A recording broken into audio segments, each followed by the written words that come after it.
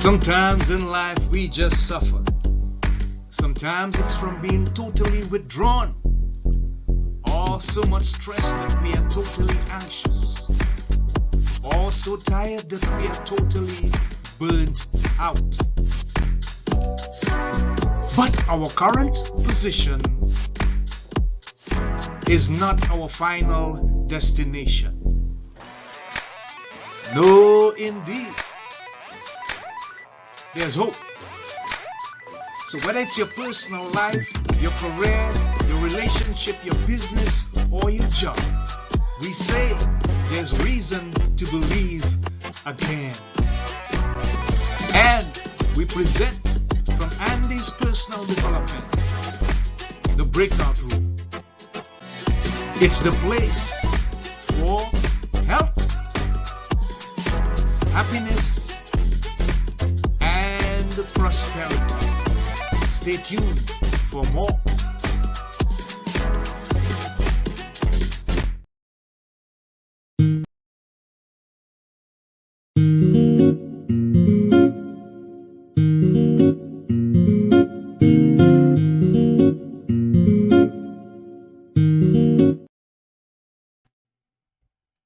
Hey, and welcome to this edition of the Breakout Room.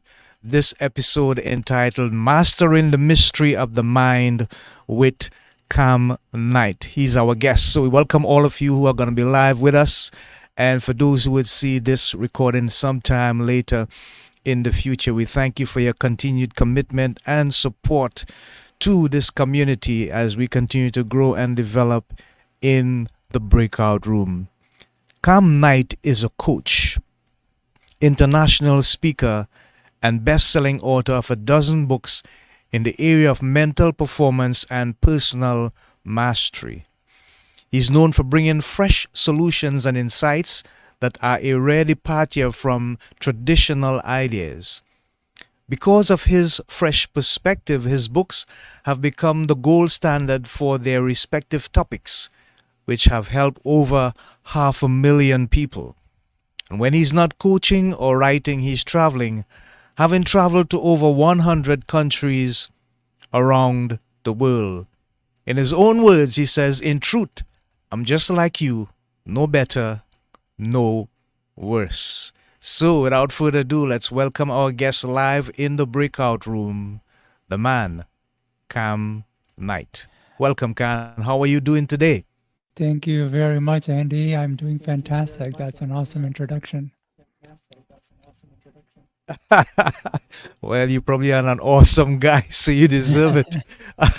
Yeah, well, let's hope I can Yeah. give some awesome Welcome tips and to glad to have you. Okay, yeah. I expect that. I anticipate that. yeah. So, in just a few opening sentence, how would you summarize your life if you just had a minute or two to tell anybody about yourself? What is the foundation you would lay for building any kind of relationship from a Kam Knight's perspective? Yeah, so a lot of my life, I was a fairly driven individual. It's kind of hard Mm-hmm. not to be living in a culture and society with so much personal development content and everyone telling you to do more, be your best self, and reach for the stars. As a result, I've always wanted to do more and have more and accomplish more in life. And although I had my fair share of success, I always felt like I fell short or missed the mark, or the success Mm. was much more stressful than it needed to be. And I Yeah. always wondered why that was. Like, why is it if I want to do something, I know what to do, I know how to do it, and I have the motivation and desire to do it, but for one reason or another, I can't or don't do it. Yeah. And for much of my life, there weren't really any clear answers. The best answers I heard was you need motivation and discipline. And yes, motivation and discipline are part of the equation, but I always thought there was more to it. And so a lot of my life, I was trying to understand this. I read books, did coaching, attended seminars to learn about what was holding me back. And over time, I began to realize that, hey, wait a minute, there's a part of our brain that's built to hold us back. There's a part of our mind that's designed to keep us from growing and making progress. And I call this part resistance. And it's this brick wall that we hit anytime we want to do something, but we can't, no matter how badly we want to do it. Wow. Wow. So, how do we find ways, Cam, to, first of all, realize that resistance is happening and then find a way to overcome it? Well, there's a three-step process that I use, and one is starting with the wants. Uh huh. And to better understand resistance is to understand that part of the brain that creates wants and desires, it works separately and independent of the part that allows you to act on that desire. This is really important. So the part of the brain that's creating wants works separately from the part that actually gives the go ahead or the green light to act on the want. And the Okay. part that create wants, it's creating endless wants one after another. It actually doesn't check to see if you have the time, the resources, or even the energy to achieve the want. It just creates wants. And they'll create another one, and they'll create another one. And so it's this other part of the brain, which I call resistance, that actually checks to see if the want is something that will be enjoyable, something that'll be safe, and if you have the time, energy, and resources to do. And so a lot of times we know we're in resistance is because we have a want, but we're not able to go after it. We have a desire, but something is holding us back. And we may not feel like a pull, like of something holding us back. We just can't do it. And that usually means there's resistance. And again, I like to start with the wants first because our wants can kind of create challenges in themselves. And if you like, I can talk more about that. Yeah, we can talk a little bit that about of that later on as we go on with the episode. Sure, But sure. how do our mindset, the things that we want, how does that play into the process of resistance from a mental perspective? Right. So it helps to understand that anytime a want and desire shows up, that want gets evaluated by the part of the brain that I call resistance Yeah. using a whole host of criteria. And if the desire is then not in line with the criteria, it'll prevent you from acting Okay. or it'll prevent you from taking action. So think Mm-hmm. about anytime you want to do something, the brain goes through a checklist. And that thing has to meet all the items on the checklist. And if it doesn't, it'll stop you from doing it. So a great analogy would be think about standing before a panel of judges or board of directors. Every decision or every desire that comes up must go through them. Every member has to okay it for you to be able to do it. And if Right. you can't, if it's not okay, then you won't be able to do it. And what's really interesting is that when the brain stops you from doing something, it doesn't tell you that it is. It doesn't say, "Well, Andy, the thing that you're trying to do, it goes against our self-image or our authority issues, so we're just gonna stand here and do nothing." Nope, that's not what happens. Our brain uses manipulative tricks, and it has all sorts of tricks up its sleeve to keep us from doing things. And to understand how these tricks to understand what how the trick's even working is it helps to understand that we've all heard about the fight and flight response, right? It's a response that all animals have down to single-cell organisms, and it either prepares us to stay with a task or run away. But as humans have evolved, that our flight response has evolved as well. So nowadays, living in towns and cities where essentially most property is owned by someone, you can't run away to someone's house or to a building. And even if you did, you couldn't live off of their land. So when our brain creates a flight response or it triggers a flight response, it has us run away other ways and with other activities. And that's what procrastination, sabotage, and resistance is at the most basic fundamental level. It's our brain's way of making us run away from a task, activity, or goal. Wow. I have never heard someone describe it like that, quite like that, in so much depth. Thank you for sharing, Cam. We appreciate that. Yeah. And it leads me to I gotta show this video because I think that we need to sort of reinforce what you just said. So let's Do see you how have this a goes. monkey mind?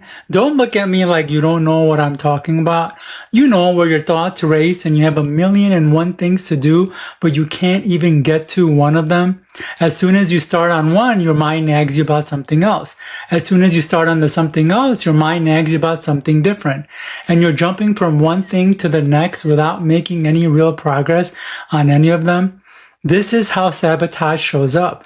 Before you can finish or make progress on one thing, your brain entices you to start or jump to something else. Before making progress on something else, your brain tempts you with something different.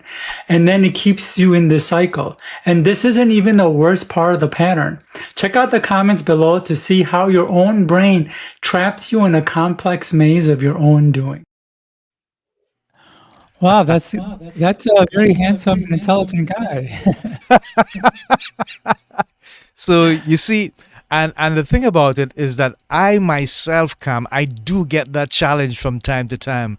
I'm in Yeah, the middle of something, and then suddenly something pops into the brain. But yeah, I cue myself to have the discipline to, if I start a task and I put a certain level of priority on that task, I'm going to finish it.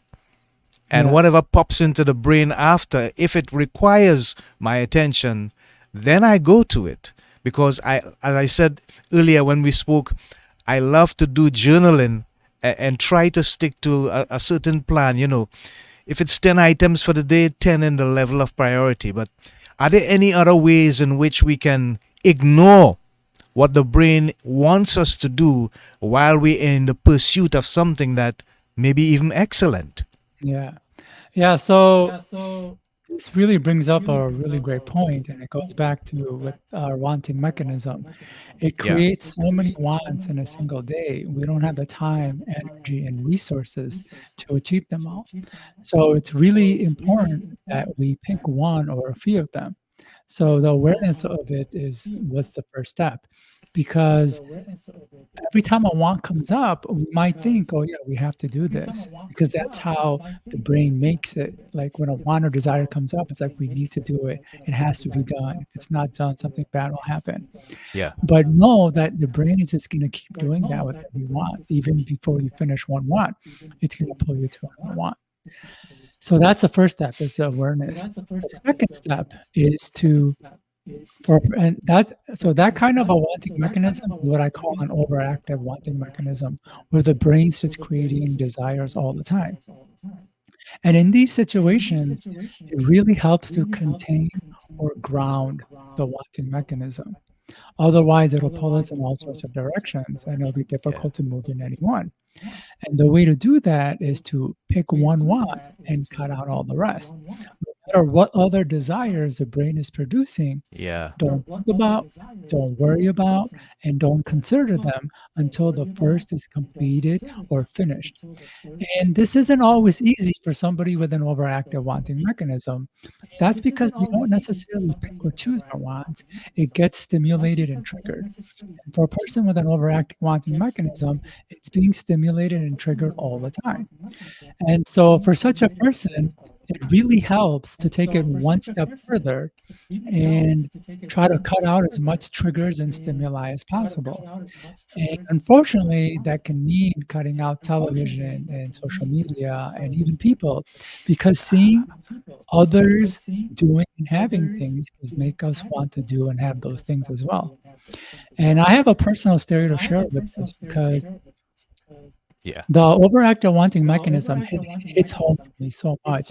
It's the reason I traveled Okay. to 100 countries, wrote 12 books, and I've done so much kind of activities like scuba diving, yoga, dancing, snowboarding, and so much more, because my brain was stimulated by all the different wants and all the different things there was to do. And the thing is, the wants, when they get triggered, they're actually quite painful. It would put my muscle in a Okay. knot, Yeah. and it would create Mm-hmm. tension in my head. I learned I had to figure out a way to contain it. And I did exactly what I'm suggesting. I cut out television, commercials, social media, YouTube, internet articles, and even personal development. And I even cut out people and essentially created a bubble that Yeah. contained as much stimuli as possible. So my wants wasn't pulling me in every direction and I could focus on one.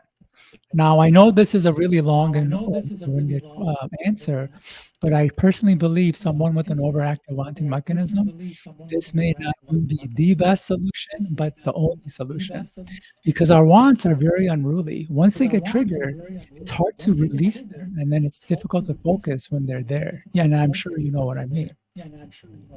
Yeah. Yeah. I appreciate that. Yeah, Wow. So let's then move on to the process of concentration. yeah, Yeah? Tell sure. us about this. It says maintain laser sharp focus, and attention for stretches of 5 hours or more. And Yeah, that may sound really challenging to some people, Cam, but how yeah. can we do that? How can we get to that point? Well, first, it helps to understand that we have a lot of activity inside the mind and body. You know, we have thoughts Uh huh. running in and out, and then we have mental images flashing back and forth in the way of daydreams and mental movies. And then we also have emotions coursing through us and sensations as well. Emotions of maybe fear, anxiety, surprise, and sensations of aches and pains. And all of this stuff competes with our attention. So we may want to pay attention to this interview or read a book, but then we have thoughts running in our head, and then we have movies playing, and we have all this stuff going on. So when it comes to concentration, it really helps to quiet a lot of that because the more we can quiet the inner commotion, the easier it becomes to focus on the external. In fact, when we majority of our concentration issue is because we just have so much going on internally. And Yeah. one of those things is our wanting mechanism. We may want to read or listen to this interview, but our wanting mechanism is saying, no, let's go do this and let's go do that. And that's like the number one thing. And there are various tips and techniques people can use to quiet what's going on internally. One is a technique I borrowed from meditation, where is a person closes their eyes and tries to eliminate anything that comes up, whether it's a thought, it's the image, or any desire. As it's coming up, you try to cut it out and reduce it. And in the beginning, it's difficult. But if a person can spend maybe a minute or 5 minutes each day doing it, then over time, they break a lot of patterns, a lot of the patterns that are creating this activity we have inside. And like I said, once things are calm inside, it becomes easier to focus. But this is a long-term solution. An Yeah. easier solution is a technique I call directed questions. And this Hmm. is actually quite fascinating. Is the way the brain works is that anytime a question is asked, there's a mechanism that thinks about the answers and brings it into your awareness. So it doesn't matter who asks the question or what the question is. Anytime a question is heard by the brain, it starts thinking of answers and starts bringing them into your awareness. And so you can ask two opposing questions and the brain will answer both. So you can say, hey, why are kids so annoying? And it might Mm-hmm. come up with answers like because they're loud and they're noisy and they're messy. Yeah. Yeah. But if you ask the same question of why are kids so great, your brain will come up with answers in line with that question, like they're innocent, they're a bundle of joy, and they're playful. And so we can use this mechanism to help us move in the direction that we want. So if we want to focus, we can ask ourselves, how can I sit down and focus on this book for the next 15 minutes? And your brain will start coming up with answers of how Mm. you can do that.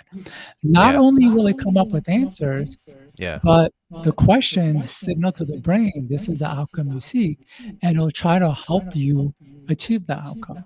So Wow. if you ask yourself, how can I sit down for the next 30 minutes and finish this report? Your brain will come up with answers, but at the same time, you'll find yourself naturally sitting down and working on the report. And sure enough, maybe you won't be able to focus for the whole 30 minutes. Maybe like 10 minutes down the line, your wanting mechanism starts distracting you and it says, hey, let's get some water or let's get some coffee or let's get something else. You can Yeah. say, hey, I was making good progress. How can I continue to focus on this report until the end? And then your brain will be like, oh, okay, let's shut out all these distractions and continue to focus. So Wow. those are two simple tips that a person can apply. One is an in the moment tool where they can use it right away, and that's the questions like, how can I do this? And the other is more of a long term solution. It needs to be done consistently for a good amount of time to see the benefit. But if a person just starts with those two, they can start to see big improvements in their concentration and focus. Oof, that's deep, Cam. So let me get this straight, right? Because I'm listening really intently to what you're saying. Thank you. You're saying that you can voice certain trigger questions to your mind to get it to bring back information to you that you can then delve into, and as you go along the way, even remind it that you are in the process of delving on the original information, and thereby give yourself even more triggers to continue until you have completed the task. Is that a fair assessment of what you were saying? Yes, more or less. It's Wow. triggering your mind to Yeah. focus. Yeah, versus Wow. forcing it. It's hard to Yes. force ourselves to do something, but we Yes. Yeah. can, in a way, use our own minds the way it works to use it to help us move in the direction that we want. Right. So next is everyday memory. Easy Yeah. ways to remember names, dates, facts, lectures, directions, instructions, events, experiences, and much more. Just spend about 2 minutes on this one because I think this is a real challenge for a lot of people with so much stuff coming in. And you talk about the social media, YouTube, Right. Facebook, TikTok. Wow. Sometimes it's just too much to process, really. It is. It is. Yeah. And there's a lot I can say about memory. I want to say that we talked about internal resistance and why it's hard for a person to do what they want to do. Yeah. And one of the reasons is because they simply forget. We may have a inspirational idea or we may have a want and desire to go out and do something, and we may start, but one of the reasons we don't continue is because we forgot that we had this goal, or Yeah. we don't remember it in moments that we have time to do it. So let's say we come back from a busy day at work and we're thinking, well, what could we do? Our mind will give us suggestions like, hey, let's turn on the television or let's go see a movie or whatever. And then you won't remember that you had set a goal or you wanted to do this task or activity. And we waste time just because we didn't remember to do it when we had the time to do it. So memory is huge. I will go as far as to say that w- one of the biggest challenges people have to doing accomplishing things in life is not because they're lazy, they don't have what it takes. It's just because they don't remember what to do when they're supposed to do it. So that's one part. There are various techniques when it comes to improving our memory, and I want Mm-hmm. to share one of them. Yeah, And sure. it's actually one of the best and most effective techniques. It's called retrieval or active recall. This is Mm. what yeah, because the challenge of remembering is not with just putting information into your brain. The challenge is in getting it out. And I can give a couple analogies. So, have you ever, if I asked you to sing lyrics to your favorite song, I'm sure you might have some challenge doing it. But if the song were playing in the background, you could probably sing along, no problems, right? Yeah, yeah. Or have you ever asked somebody to repeat themselves and before they can even finish, you're like, oh, yeah, I remember that. Yeah. Yes. So these examples illustrate that memories can be in our brain, but they seem like they're lost and forgotten. And the Mm-hmm. reason they seem like they're lost and forgotten is because we can't get it out. And the Yeah. reason we can't get it out is because we haven't practiced getting it out. So not only do you have to practice putting information into your brain, but you also have to practice getting information out of it. Out. Yeah. Yeah, and so that's where a lot of people who struggle with memory fail to realize is that they might be putting a lot of effort putting information into the brain, but they didn't do any work into getting it out. So they could be a wealth of knowledge, but no one will know. And this technique is really easy. All you have to do is practice getting information out, which can be done anytime and anywhere. While waiting in line, in the grocery store, while cooking, cleaning, in the shower. If people can regularly practice what it is they want to remember on a regular basis and pull it out of their brain, the stronger their memory will become.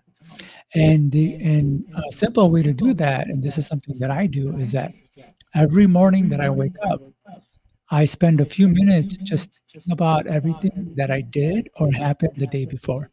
That's it. Ah. And in the Wow. beginning, it can be hard to do that if you never Yeah. practice this technique. Yeah. But the more a person practices, the more they'll start to remember the previous day.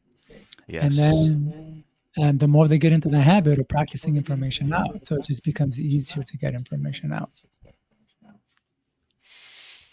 Thank you for sharing, Cam. I really appreciate that. That's wonderful, wonderful Yeah, information. And so I'm gonna stop sharing this, and we're gonna proceed to another video. And sure. this one could be probably even a bit more instructive. So Do you let's do see what it this says. anytime you want to start something? You create this fantasy of what life will be like when you have it. You make the outcome to be much bigger and more grand than it really will be. Like everyone will like you and all your problems will magically go away forever. And then you don't even start the thing. That's because the outcome to most things isn't as big as you imagine. And a part of your brain knows that. It knows that not a lot changes and you're chasing something that doesn't exist. So it stops you from going after it, which is why you never start in the first place. Read the comments below for more on this. All right. So I want you to elaborate a bit more on that because I think it's a point that needs to be emphasized with regards to our attitude in terms of the fantasy as Right. opposed to the reality. Right. Yeah, so this actually really hits home on some of the things that we've been talking about. One is that we have a overactive wanting mechanism, and it's always creating wants. And then we have a part of our brain that looks at that want before deciding to let us do it. And if it says, no, we can't do it, then it's going to use manipulative tricks. And one of the Yeah. tricks is that it makes things seem much bigger and more grand than it needs to be. Like, I'm gonna be the best in the world at this, or the best in my inner circle, and I'm gonna put my stamp in history. And as soon as we do that, we make something that was easy to do much harder and more difficult. And now that it's much more harder and difficult, we don't feel like doing it. We have resistance and we put it off and we procrastinate on it. And it's the perfect way that our own brain uses to keep us from doing things by making things just seem much more grand. And as soon as we make it more grand, we make it much harder. And as soon as we make it much harder, we don't want to do it. And as soon as we don't want to do it, resistance wins, and we're still sitting around in our old ways. Hope that makes sense. It does. It does. Which leads me to this particular publication. Goal setting, Yeah. discover what you want in life and achieve it faster than you think possible. How can this help us in the process, Cam? Yeah, goal setting is a very important tool. It's obviously something that I didn't come up with, and it's something that's been talked about for not just decades, but Yeah. centuries. And that's because our brain is a goal-focused, um, targeted being. When there is a focus or a target, our brain kind of hones in on it, and a lot of our other distractions go away so we can achieve this thing. The problem is most of us don't really have goals and they don't have clear goals. And so because we don't have goals or clear goals, our mind goes in all sorts of directions. This is where a lot of our monkey mind or our overactive wanting mechanism comes from, is Yeah. because we don't have something clear that we are shooting for. And so if a person can put in the time to really figure out what it is that they want in life or from a certain situation, from a job or from a specific activity, have a clear direction of where they want to be or what it is they want to accomplish, it'll naturally stop a lot of their overactive wanting mechanisms, a lot of the distractions and commotions that are creating a lack of focus, and even their issues with memory. And they'll be much more aligned with going in that direction, and it'll happen naturally. It's not like they have to put energy and force. It's just like, oh, well, this is the goal. The mind goes, all right, let's cut everything else out and focus on it.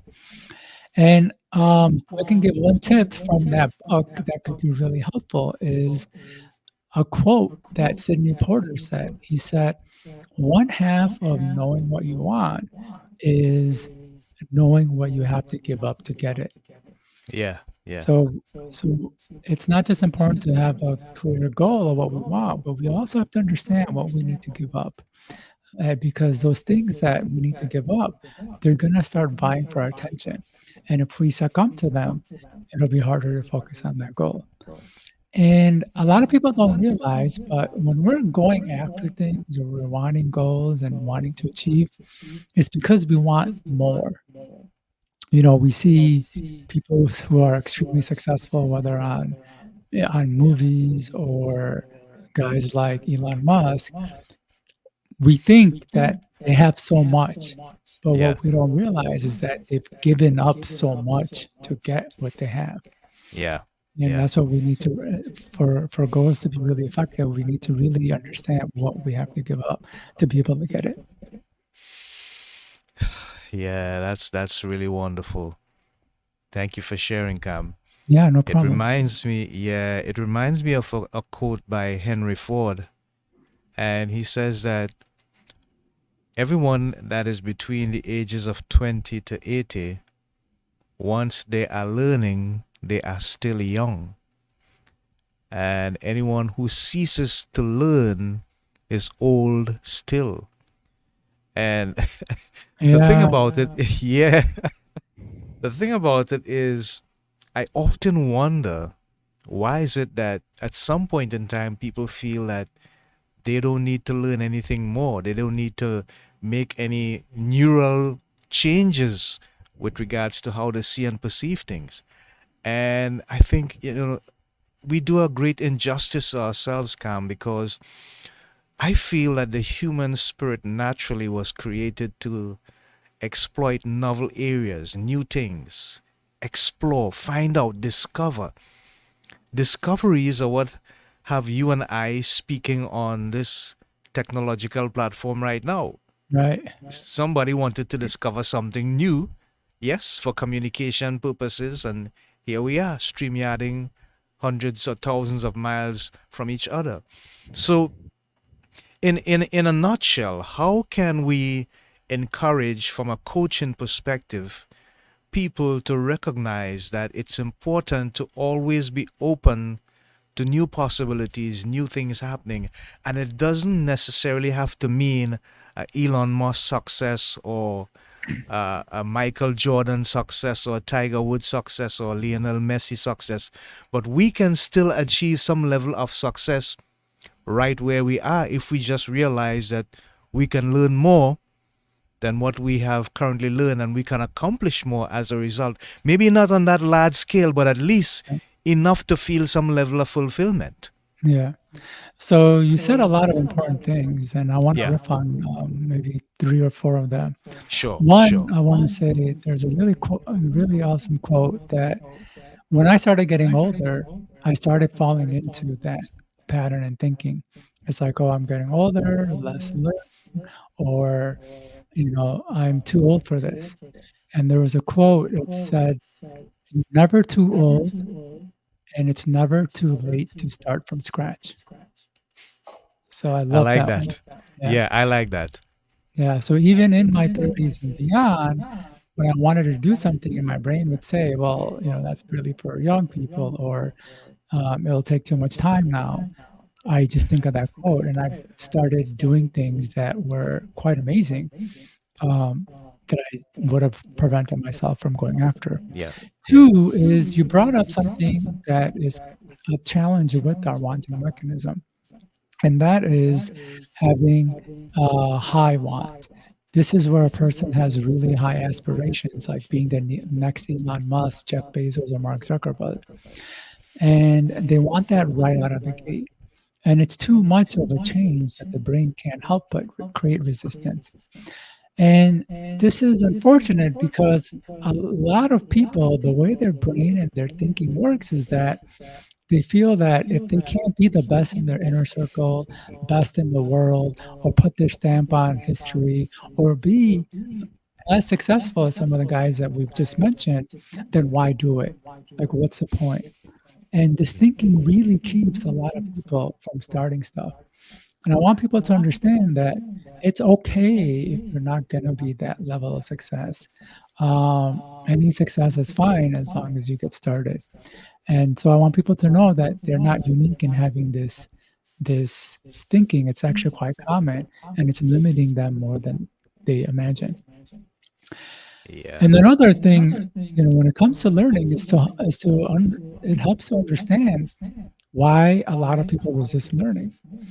And it comes down to comfort zones. So you've heard about Mm. comfort zones, I'm sure. It's a Yep. zone of comfort and knowing. But I truly believe it's a zone of knowing and familiar, because majority of our comfort zones aren't comfortable. They're actually annoying and painful. But the reason we stay in them, is because it's a place where we know what to do, we know how to do it, and there's not a lot of mental strain or energy involved to learn something new and different. And what I'm trying to get at is that learning for a lot of people, it's painful. It puts a lot of strain on the brain to learn something new, to remember and recall it, and to do it over and over until they get it right. And it can create so much strain, the brain will create resistance. So a lot of times we're not able to do something or not able to go after our goals it has nothing to do with anything else but the fact that a part of our brain resists the pain and strain involved in learning what it is we need to do to be able to go out and achieve that. And what's really interesting, and I tend to give deeper answers to stuff, is the way our brain works is that it will always highlight and put the spotlight on what we know or is familiar. Even if we do learn something new or a new way of doing things or a new way of living life, the spotlight will always go to what we know, and the rest will be grayed out and dark. And so we have to put conscious effort in putting the light on the new stuff if we want to continue to stick with it and to do it. And yeah, so learning is very quintessential, but we can't be held back from it because it does create a lot of strain. And also because sometimes we think if we can't be the best, then why do it? And those thinking can really limit us. And if per person does want a simple way to start learning and improving how easy it is for them to pick up new stuff, is to use techniques like retrieval that I mentioned, where you're just trying to recall as much as of what you've learned on your own, day to day. Because if you can get into the habit of that, it will make learning easier. And if they can apply the technique of asking questions like, how can I do this? How can I focus on this? How can I work on this for an hour? How can I, get this done by the end of the day? If they start asking more of those how questions, it makes the process a lot easier. Yeah, it reminds me of a quote, and I'm really heartened by what you're saying because it brings so much reality to the challenges we have when it comes to learning and getting refamiliar sometimes with either things from the past or things from the present or thinking about things in the future. Albert Einstein once said, "The thinking that has gotten me this far is now the thinking that has presented problems that this thinking can't solve." Yeah. And that, I think, that nails it from the perspective of what you're saying. That's why I appreciate you going so deep, because we need to actually understand how this process works, Cam, so we can get the benefit out of it. Because we struggle every day with these challenges, and the brain is an amazing tool, but sometimes it can be a trying master. Yeah. And if we allow it to go in the direction that it wants to go, it is only concerned about one thing, and that is protecting this and nothing else. And yes. But we need to get out of that comfort zone so that we can understand what are the new challenges that are coming at us and how we can adapt so that we can deal with these challenges. And Yeah. I'm on a roll with quotes here. Charles Darwin, he said, "The species that is the wisest or the strongest is not necessarily the one that survives, but the species that survive is the ones that most willing to adapt to the change to the environment it finds itself in." And Yeah. we have to understand from the process of neural plasticity that it is also impeccable and incumbent upon us that we find a way to embrace the changes that exist and see how we can adjust Yeah. and bend. And sometimes we have to give up some things from the so-called comfort zone. As you say, it's not really Yeah. comforting, and go to the next level. Wow, this is really wonderful stuff. Yeah. Thank you So very much, we Anthony. Yeah, thank you, my friend. You inspired it. Yeah. We just have about 1.5 minutes. So I want to put up something here, and I want you to tell the people how they can actually get in touch with you. I have some of your handles here, Sure. and how they can get some of your publications. You have over a dozen publications. So Yes. yeah, use this time to let us know. Okay, cool. So as you had mentioned, I'm a best-selling author of a dozen books. I have books in the area of mental performance, such as reading, memory, concentration, and other techniques like mind mapping, as well as books on personal mastery like self-talk, visualization, and goal setting. And people can find them all on my website at kamknight.com, kamknight.com. After that journey, I started to develop the concept of internal resistance. So the topics we kind of covered in this presentation, Yeah. but it's just a scratch on the surface of how deep Uh, it goes because the human brain okay. is fascinatingly complex.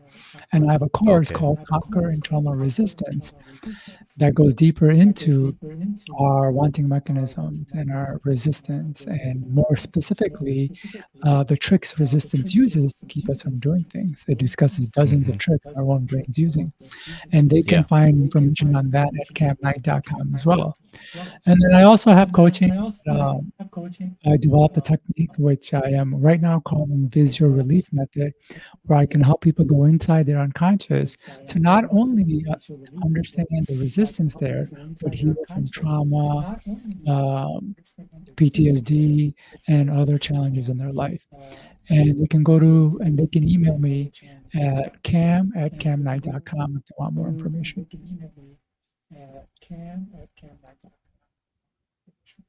Okay. Wow. So I'm gonna just. This is self-talk, your way to Yeah. success. Calm Night, and then we have speed reading.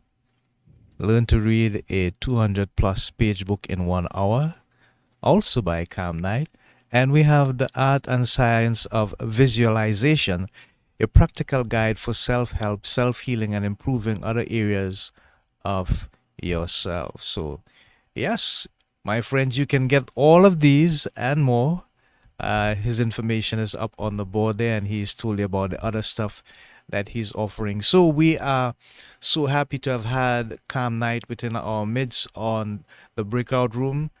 The episode entitled Mastering the Mystery of the Mind with Kam Knight. We're going to leave you on this note. And for those who have been here live, I see people popping in and out.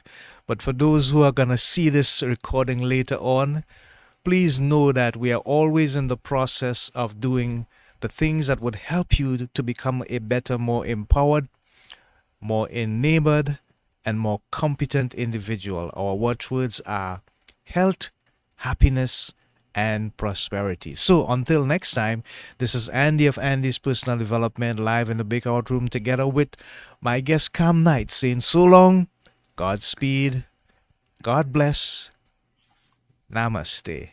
Bye for now, folks. Until next time, stay good and stay healthy.